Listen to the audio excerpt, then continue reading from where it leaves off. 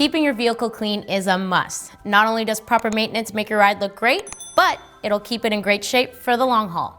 Today we're covering 3 waterless XPS cleaners that are perfect for a touch-up after riding. So let's get into it.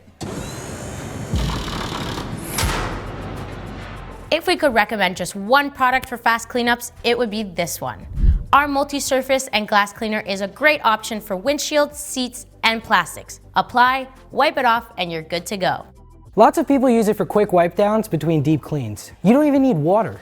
The product dries fast and streak-free, which creates a protective coating that repels dirt.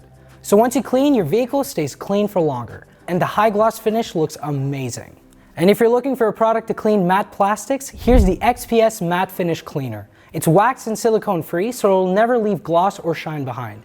As usual, you can just apply and wipe it off. This next product will have your ride looking like new. Over time, it's normal for black plastics, rubber, and vinyl to fade. So not only does this product restore the materials, it also provides additional protection against UV rays. It works great on areas like racks, gauges, and fenders. Give a generous pour to the affected areas, spread it around, and let the product sit for a few hours. Then wipe it off and voila.